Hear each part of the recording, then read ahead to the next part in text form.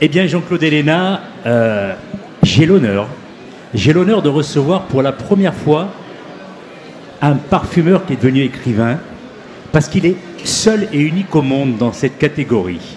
Donc rien que pour ça, déjà, on peut l'applaudir. Alors, vous êtes né à Grasse, je viens de le préciser. Donc, vous êtes un parfumeur français bien connu parce que vous avez été né exclusif d'Hermès pendant bien longtemps. Expliquez-nous comment on devient né.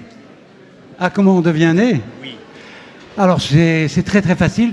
D'abord, il faut commencer par être mauvais élève à l'école. Je voulais pas en parler de ça. Mais oui, mais ça commence comme ça. Ça commence comme ça, Voilà. allez-y. Donc, à 16 ans, mon père est désespéré, me fait rentrer dans une parfumerie, et quand je rentre dans une parfumerie, d'un seul coup, je me réveille, d'un seul coup, je trouve que le parfum, c'est intéressant. En fait, j'avais besoin d'apprendre par moi-même. Je suis un autodidacte, donc j'ai besoin d'apprendre par moi-même, et je suis resté autodidacte toute ma vie. J'ai ce besoin d'apprendre par moi-même, ce qui fait que j'aime les livres, mais j'aime bien, voilà, j'aime les livres et j'apprends comme ça par moi-même. Donc, je suis entré dans une parfumerie, j'ai appris tous les aspects de la parfumerie, les matières premières, les analyses, enfin bref, tout ce que l'on peut faire dans une société de parfumerie. Et une société de parfumerie, c'est une société complexe, compliquée. Le parfum, c'est quelque chose de complexe. Pour vous donner une idée, je considère qu'il faut à peu près 7 ans pour devenir junior parfumeur, c'est-à-dire débutant parfumeur, et 20 ans pour connaître son métier. 20 ans de sa vie pour comprendre ce métier. C'est-à-dire que c'est encore plus long que pour devenir docteur. On est dans le cas de figure de la recherche et du développement d'un produit médicamenteux, quelque part. Oui, mis à part que c'est artistique. Ce qui est avantageux. Donc la finalité est une finalité esthétique et non pas fonctionnelle. Je veux dire, le parfum, ça ne sert à rien. Mis à part vous sentir bien, être bien dans sa peau, vous faire plaisir. C'est complètement futile, mais le futile est utile à la vie.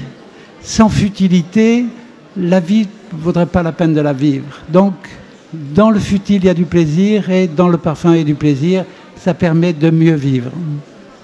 Alors, effectivement, vous nous donnez un petit peu comment vous êtes entré dans ce monde du parfum. On peut préciser, puisque nous sommes tout près de Grasse, le nombre d'emplois qui sont impactés, à la fois direct et indirect, par le monde du parfum qui nous entoure. Oui, j'avais envie de vous parler de ça parce que quand même, on parle très peu souvent du parfum à Grasse, ou enfin dans les alentours. Pourtant, sachez que la parfumerie fait 5200 emplois directs, et je ne parle pas des indirects, parce que les indirects, il y en a énormément dans les indirects, parce que ça va du flaconnage au cartonnage, toutes les formes, enfin tout ce qui existe autour du parfum. Et Dieu sait qu'il y a beaucoup d'industries autour du parfum. Donc c'est 5200 emplois directs. On considère qu'il y a à peu près 20 000 personnes à Grasse qui vivent du parfum. 20 000 personnes, ça fait un peu moins que la moitié de la population de Grasse. C'est quand même intéressant. Et moi, ce que je trouve bizarre, c'est qu'on en parle très très peu. Donc j'ai le plaisir aujourd'hui de vous parler de parfum. Alors, donc, vous l'avez dit, vous n'avez pas bien travaillé à l'école, donc vous êtes devenu ouvrier. Vous Absolument. Êtes, hein, ouais. Donc, dans un fabricant d'essence à parfum à Grasse. Et après, le plaisir, la passion. Alors, à la fin, c'est le plaisir, la passion, et puis une école de parfumerie qui s'ouvre à Genève, en Suisse. Donc, je suis le premier élève. La formation, c'est 3 années. Le groupe s'appelle Givaudan, c'est le leader mondial de la parfumerie aujourd'hui. Il est en Suisse, il n'est pas à Grasse. Pour vous situer, Givaudan fait un chiffre d'affaires 20 fois supérieur à Mann ou à Robertet. Donc c'est un géant à côté. Donc voilà, je rentre dans cette école de parfumerie. Je suis le premier élève, il n'y avait pas d'élèves à l'époque. La raison est très simple, c'est que nous sommes dans les années 60, et dans les années 60, il y a un besoin énorme de parfumeurs. Il n'y a pas assez de parfumeurs sur le marché. On a besoin de parfumeurs. Pourquoi? Parce que il y a beaucoup de demandes pour faire des parfums pour les savons, pour les shampoings, pour les détergents, etc. Tous ces produits qui sont nouveaux, parce que tous ces produits datent des années 50-60. Et on a besoin de parfumeurs pour les parfumer. Donc on recrute des parfumeurs. Je suis le premier parfumeur. 3 ans de formation. Au bout de 9 mois de formation, j'ai un professeur que je n'aime pas. Il sent mauvais. Ça, c'est pas très agréable pour un professeur de parfumerie. Et donc, je vais voir la direction, je vais voir le patron de la parfumerie. Je lui ai dit, écoutez, moi, je ne veux pas rester là, donnez-moi du travail. Alors, sur le moment, il me renvoie à mon écurie en me disant, mais écoutez, d'abord, travaillez, apprenez, et puis après, vous viendrez me voir. Mais je suis plutôt un char d'assaut gentil, mais je suis un char d'assaut calme. Alors, au bout d'un mois, je vais le revoir en disant, écoutez, donnez-moi du travail. Il me donne un travail. Au bout de 15 jours, je lui rends ce travail. Le travail consistait à dupliquer, imiter un parfum qui existait sur le marché. Je lui donne le travail que j'avais fait. Il me dit, ah, mais c'est pas mal. Il m'en donne un autre. Au deuxième, il me dit, je vous prends comme assistant. Donc, je suis resté 9 mois à l'école. Il y en avait pour 3 ans, je suis resté 9 mois à l'école. Et comme il m'aimait bien, comme je l'aimais bien, au bout de 3 ans, il m'a dit, tu vas aux États-Unis pour parfaire ta formation. Et nous voilà partir aux États-Unis, ma femme, mes enfants et moi, pour parfaire ma formation. Quand je suis rentré des États-Unis, j'avais 28 ans et je crée mon premier parfum connu, qui est First pour Van Cleef & Arpels. Il y a énormément de mamans ici qui doivent avoir porté, et de grands-mamans qui doivent avoir porté First de Van Cleef & Arpels. Donc c'était le premier parfum pour un bijoutier. Cette année-là, nous sommes en 76, je vais créer de nombreux parfums. Entre autres, peut-être quelque chose que vous connaissez qui s'appelle l'eau de campagne pour ciseler.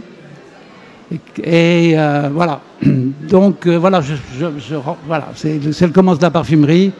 Je vais le faire très vite. Et puis en 2004, j'ai proposé à Hermès qu'ils aient un parfumeur en interne.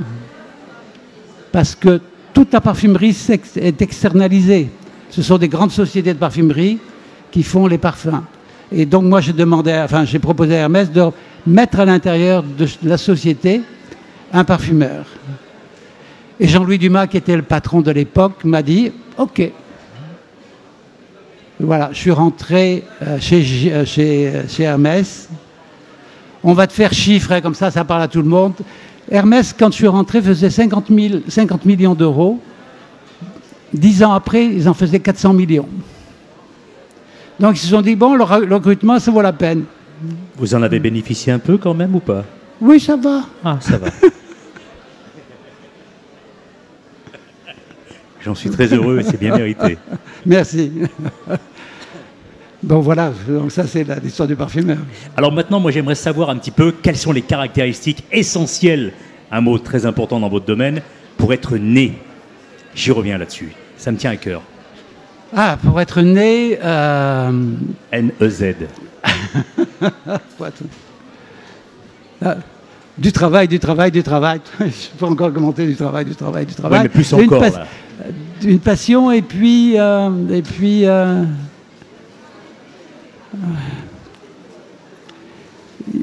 veux dire, un parfum peut prendre 3 jours à 10 ans de travail. Donc il y a cette notion de persévérance.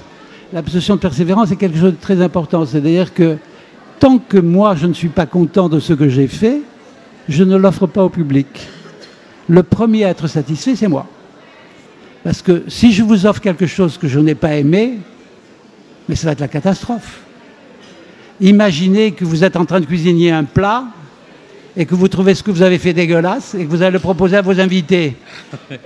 C'est parce que vous les aimez pas. Oui, mais alors, il ne fallait pas les inviter dans ce cas-là. Voilà, donc, oui, c'est la persévérance. Donc, persévérance, beaucoup de travail, une mémoire olfactive qui se développe. Elle se développe avec le temps. Et voilà. Alors, on a évoqué tout à l'heure en off le Covid. Est-ce que ça a eu des conséquences sur les gens qui font ce type de profession née? Donc, en tant que parfumeur, moi, je n'ai pas eu de problème avec le Covid parce que d'abord, je me suis vacciné, je me suis protégé et je crois que tous les parfumeurs se sont vaccinés parce qu'ils avaient la trouille, parce que s'ils perdent le nez, c'est un outil de contrôle. Hein. Comprenez bien que le nez d'un parfumeur est uniquement un outil de contrôle. Le parfum se crée avec l'esprit. C'est un acte intelligent. C'est-à-dire que quand je crée un parfum, il est dans ma tête d'abord, avant d'être sur le papier. Ensuite, il est sur le papier. ensuite je le pèse et je contrôle ce que j'ai fait avec mon nez. Donc, mais la création est une création intellectuelle. C'est-à-dire que je pense le parfum, j'imagine le parfum et l'odeur du parfum, et ensuite je l'écris sur une feuille de papier, et ensuite je vais rassembler les éléments qui constituent ma recette pour en faire le parfum. Et à la fin, je vais sentir le résultat pour voir est-ce que c'est conforme à l'idée que je me fais. Résultat, donc j'ai dit tout 3 jours. Il y a des parfums que j'ai fait en 3 jours parce que l'idée était tellement claire dans ma tête que je savais écrire tout de suite. Il y a un parfum qui m'a mis, j'ai mis 10 ans pour le faire. Pourquoi 10 ans? Parce que je n'étais jamais satisfait de ce que j'avais fait. Donc 10 ans, ça ne veut pas dire que je travaille tous les jours, ça veut dire simplement que je travaille, ça ne va pas, je le mets de côté, je reviens 1 mois après, 2 mois après, je retravaille, etc., etc., etc. Et ensuite, au bout de 10 ans, le parfum est sorti parce que je trouvais qu'il était abouti. Donc voilà, ça c'est vraiment le travail du parfumeur. C'est effectivement, c'est la question que j'allais vous poser. Alors, comment vous en êtes venu à l'écriture? Pourquoi et comment vous en êtes arrivé là? Je pense que le public ne connaît pas le métier de parfumeur.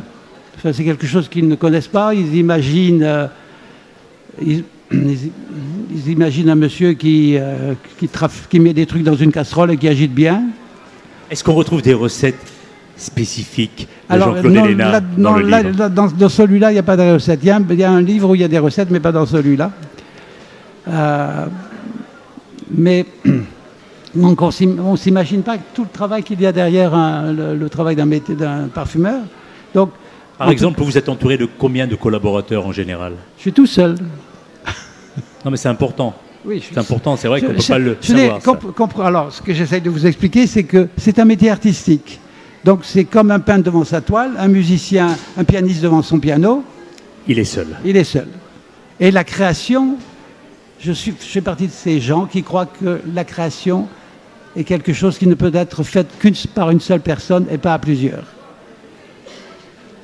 Alors, je peux être contesté, mais je me ferai un plaisir de répondre pour montrer que ce n'est pas possible. Créer, c'est être seul. On ne peut pas dupliquer du Jean-Claude Héléna. Non, non. Hein? Non, mais ça, c'est... Moi, ce que je voulais savoir, c'est qu'aujourd'hui, avec le recul, finalement, c'était une bonne chose d'être renvoyé assez tôt de l'école. Pardon? C'était une bonne chose pour vous d'avoir été renvoyé aussitôt de l'école? On reçoit beaucoup d'auteurs depuis hier qui oui, manifestement mettent ça plutôt en exergue et aujourd'hui qui ont des réussites fulgurantes. Mais oui, parce que je pense que soit vous rentrez dans le cadre, soit vous êtes en dehors du cadre et que d'un seul coup, le cadre qu'on vous offre, le cadre qu'on vous demande de respecter ne correspond pas à votre manière de penser. Et oui, c'est ça le problème. Voilà, le problème. C'est pas un problème, c'est l'anticonformisme. Oui, c'est ça. Tout simplement. Hein. Tiens, puisqu'on a quelques instants, puisqu'on fait une petite pause juste par la suite, si 1 ou 2 personnes veulent poser des questions à Jean-Claude Héléna, profitez-en, c'est le moment.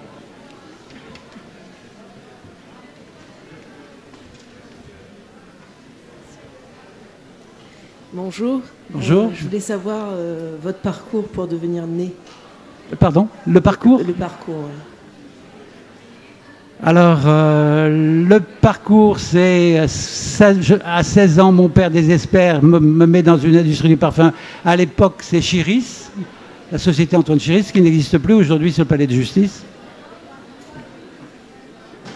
C'est amusant, ça. Mais c'est amusant parce que parce qu'on est passé... Chiris était anciennement un monastère, devenu un parfumeur et redevient justice. Donc entre la justice et les monastères, il y a le parfum. Je trouve ça plutôt rigolo. Mais donc je reviens à ça. Donc Chiris, 3 années chez Chiris. Ensuite une école qui se trouve à Genève, donc l'école de Givaudan à Genève. Là, c'est 1 année. Je me retrouve dans un laboratoire. On me met à la recherche pour développer les nouvelles molécules et utiliser les nouvelles molécules. Ça m'amuse énormément. Parce que les parfumeurs n'ont pas le temps de travailler sur les nouvelles molécules. On leur demande tellement de choses qu'ils n'ont pas le temps d'avoir une réflexion sur ces nouvelles molécules qu'on leur demande. C'est, pour vous donner une image, c'est comme si on me donne à quelqu'un une nouvelle couleur, et puis, qu'est-ce que tu vas faire avec cette couleur-là? Donc, je dois trouver des applications de cette couleur-là, de cette molécule-là odorante, et ensuite le montrer aux autres parfumeurs en disant on peut faire ci, on peut faire ça, on peut faire ci, on peut faire ça. Donc ça, le travail de recherche m'a énormément intéressé. Ensuite, c'était les États-Unis, le retour à Paris, où j'ai commencé à faire de la parfumerie de luxe, travailler dans la parfumerie de luxe. Ensuite, c'est retour sur Grasse, avec une bande de copains, deux copains, qui sont des Grassois aussi, et nous avions une nouvelle conception de la parfumerie. Alors, je ne vais pas rentrer dans le détail parce que là, je vais raconter ma vie. Là. Et on va bousculer quand même la manière de penser la parfumerie. Et ensuite, retour sur Paris, toujours dans la parfumerie de luxe, et l'entrée chez Hermès, où je vais rester 14 ans chez Hermès pour faire la parfumerie d'aujourd'hui. Donc voilà, c'est un beau parcours. Oui, c'est un sacré parcours, c'est un beau parcours. C'est un sacré parcours. D'ailleurs, je crois qu'il y a d'autres livres que vous avez écrits. Hein. Oui, alors... ouais. Hein? Alors, je crois que j'ai écrit à peu près une dizaine de livres sur le parfum, qui abordent plusieurs aspects du parfum et plusieurs manières de parler du parfum. Le dernier s'appelle « L'odeur des jours ». En fait, c'est une autobiographie romancée, c'est-à-dire que c'est l'enfant Jean-Claude Helena qui naît et puis qui devient parfumeur. Donc voilà, c'est à la fois ça. Et aussi, derrière ça, il y avait la notion c'était de montrer de l'importance de l'odeur dans la vie de tous les jours. Et c'est l'éditrice qui m'a demandé d'écrire ce livre-là, parce que moi je ne pensais pas écrire ce livre-là, mais l'éditrice m'a demandé, parce que j'avais écrit auparavant un livre qui s'appelle l'Atlas parfumé, l'Atlas botanique parfumé, qui a été un beau succès, qui a été traduit en 5 langues. Et elle m'a dit, mais c'est la première fois que quand je lis un livre, je sens les odeurs. Et puisque je sens les odeurs, est-ce que tu peux écrire sur les odeurs? Donc j'ai commencé à écrire les odeurs à partir de mon enfance, jusqu'en 2022, parce que, voilà. Et donc c'est ça. Et c'est de montrer au quotidien l'importance des odeurs, dans votre rapport aux autres, dans votre rapport à la vie, dans votre rapport aux autres. Oui, parce que... Je le racontais tout à monsieur en disant que l'odeur passe avant la vue. C'est ce que j'allais dire. Alors, il a été très surpris, mais sachez que quand vous rencontrez quelqu'un, c'est d'abord l'odeur et non pas la vue. Il y a une l'odeur fait que... Ce que vous êtes en train de nous dire, Jean-Claude, c'est qu'on est attiré avant tout par les odeurs et non pas par spécialement le physique. Non, c'est pas l'odeur. C'est-à-dire, oui, j'ai envie de la rencontrer, non, j'ai pas envie de la rencontrer. Alors, c'est un truc très habile, l'odeur, parce que sans rien dire, sans mot, sans rien dire, sans un mot, je vais aller vers vous ou je vais passer à côté. Alors que dès qu'on prononce un mot, on s'engage. Ah, avec l'odeur, non. Et pourtant, on dit beaucoup de choses. Donc, c'est parce que vous aimez l'odeur de l'autre que vous êtes attiré par l'autre. Et si l'odeur ne vous plaît pas, ça ne marchera pas du tout. Donc, on n'en est pas conscient, mais inconsciemment, ça marche très très fort. Eh bien, ce sera le mot de la fin. Merci Jean-Claude Helena. Merci à vous. Ah, une dernière question.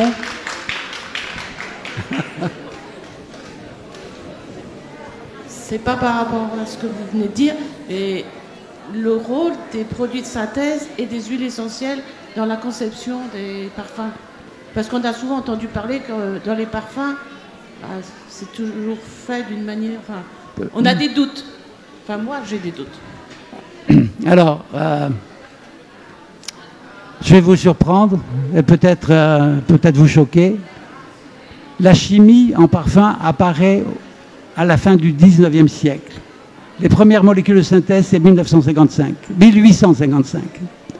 Tout de suite, les parfumeurs vont utiliser la chimie dans les parfums. Parce que la raison est très simple, c'est que la palette des parfumeurs au 19e siècle se limite à une 50aine de produits. Avec la chimie, on va passer à plusieurs centaines. Aujourd'hui, on est à presque 10 000 produits. Je n'utilise pas 10 000 produits, ma collection est très restreinte. Mais c'est la chimie qui va permettre l'art du parfum. Sans la chimie, il n'y aurait pas d'art du parfum.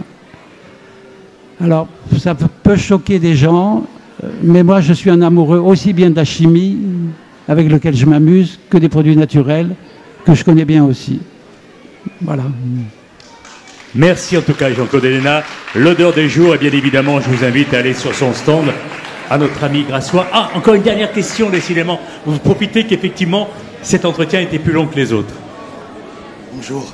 Bonjour. J'aurais aimé savoir combien vous avez créé de parfums durant votre carrière et quel est celui qui a le mieux marché. Un peu plus d'une centaine. Pour Hermès, j'ai créé une quarantaine de parfums. Ah, vous ne connaissez pas tous, évidemment, mais, mais voilà, c'est... voilà. Ah, ceux qui ont marché. Alors, celui qui marche le mieux en ce moment, c'est Terre d'Hermès. Terre d'Hermès. Terre d'Hermès. Terre d'Hermès, c'est un masculin qui marche très bien, qui se situe sur... C'est le deuxième parfum masculin sur le marché français. Sans bruit, et c'est le deuxième, voilà. Ça rapporte beaucoup de sous à Hermès et j'en suis ravi. Plus à moi parce que moi je suis plus chez Hermès. Allez, cette fois-ci, ce sera la conclusion définitive. Plus de questions. Allez, merci Jean-Claude Merci. Héléna.